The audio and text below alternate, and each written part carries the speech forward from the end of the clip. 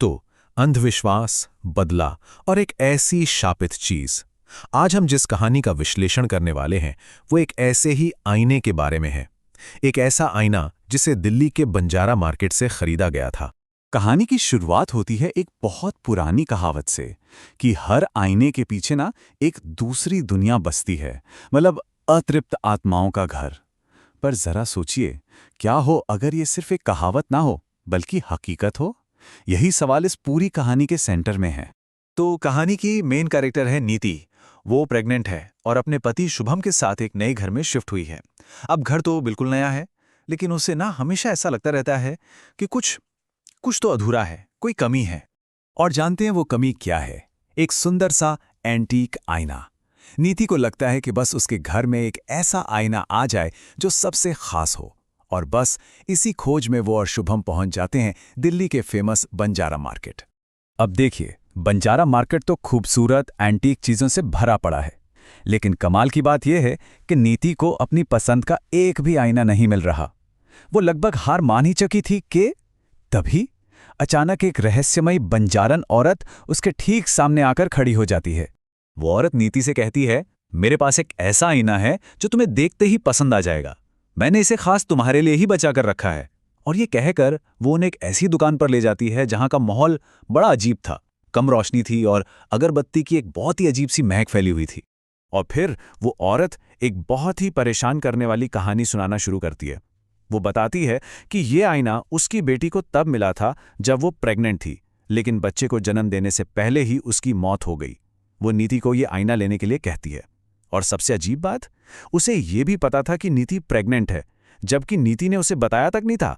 ये कहानी सुनकर ना नीति का दिल एकदम घबरा जाता है। उसका मन बिल्कुल नहीं होता वो आईना खरीदने का, लेकिन शुभम को लगता है कि अरे वो औरत बेचारी बस अपना दुख शेयर कर रही है, तो बस उस बंजारन का मन रखने के लिए नीति वो आईना खरीद तो लेती है, लेकिन एक अनजाना सा डर उसके साथ घर लौटता है।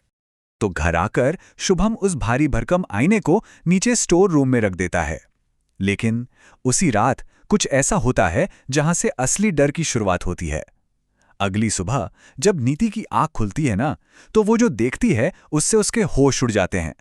वो आईना स्टोर रूम से निकलकर ठीक उसके बिस्तर के सामने रखा हुआ था। और ये तो सिर्फ शुरुआत थी। बहुत जल्द अजीब घटनाएं एक के बाद एक बढ़ने लगती हैं। पहले तो घर का छोटा सा लकड़ी का मंदिर बिना किसी वजह के उसमें आग लग जाती है। फिर नीति को एक बच्चे के दौड़ने की आवाजें सुनाई देने लगती हैं और एक परछाई दिखती है जो सीधा आईने में जाके गायब हो जाती है। और हद तो तब हो जाती है जब वो आईने पर बने एक अजीब से निशान को छूती है और उसे एक जोर का बिजली का झटका लगता है। लेकिन डर अपनी सारी हदें उस रात पार कर जाता है जब शुभम घर पर नहीं होता। नीति अकेली थी और रात के गहरे सन्नाटे में उसे एक छोटे बच्चे की बड़ी डरावनी आवाज में ट्विंकल ट्विंकल लिटिल स्टार की धुन सुनाई देती है। ऐसा लग रहा था जैसे कोई ठीक उसके पास आकर गा रहा हो। तब सवाल ये उठता है कि क्या ये सब सिर्फ प्रेगनेंसी की वजह से होने वाला वहम है, या फिर उस घर में वाकई कोई शैतानी ताकत मौजूद है? इसका जवाब मिलता उससे पहले ही डर अपना सबसे भयानक चेहरा दिखाता है। अचानक घर की लाइट चली जाती है। घना अंधेरा। तभी आसमान में जोर से बिजली कड़कती है और बस एक पल की उस रोशनी में नीति को आईने के अंदर कुछ ऐसा दिखता है जिससे उसकी रूह तक कांप जाती है। एक बुरी तरह जख्मी प्रेग्नेंट औरत और उसके बगल में एक बिना सर का बच्चा जिसने अपना मुस्कुराता हुआ सर अपने हाथों में पकड़ा हुआ था। और फिर वो दोनों आईने से बाहर निकल आते हैं। वो आत्माएं नीति पे हमला कर देती हैं। वो किसी तरह खुद को छुड़ाकर कमरे से बाहर भागती है। तभी दरवाजे पर कोई दस्तक देता है और आवाज आती है शुभम की। लेकिन जैसे ही वो दरवाजा खोलती है, वहां कोई नहीं होता। वो आवाज भी उसी भूत की थी। उसे वापस उसी कमरे में उस आईने के सामने घसीटा जाता है और फिर आईने के अंदर से वो आत्मा असली सच बताती है। वो कहती है, याद कर वो रात माणिक नगर में जब तूने नशे में गाड़ी चलाकर एक औरत और उसके बच्चे को मार दिया था। वो औरत मैं ही थी। और अब सब कुछ शीशे की तरह साफ हो जाता है। मार्केट में मिली वो बंजारन असल में उस मरी हुई औरत की मां थी। उसने काले जादू का इस्तेमाल करके अपनी बेटी और नाती की आत्माओं को उस आईने में कैद कर दिया था, ताकि वो आईना सिर्फ एक चीज ना रहे, बल्कि उन आत्माओं के लिए इस दुनिया में आने का एक रास्ता और बदला लेने का एक हथियार बन जाए। मतलब ये कोई इत्तेफाक नहीं था, ये एक सोची समझी साजिश थी। देखिए, 1 साल पहले नीति ने हिट एंड रन में एक प्रेग्नेंट औरत और उसके 5 साल के बेटे को मार डाला था। उस बंजारन ने भागते हुए नीति का चेहरा देख लिया था और उसी दिन बदला लेने की कसम खाई थी। उसने काले जादू से आत्माओं को आईने में बांधा और फिर एक मंत्र का इस्तेमाल करके नीति को उस बाजार तक खींच लाई ताकि नीति खुद अपनी मौत खरीदकर अपने घर ले आए।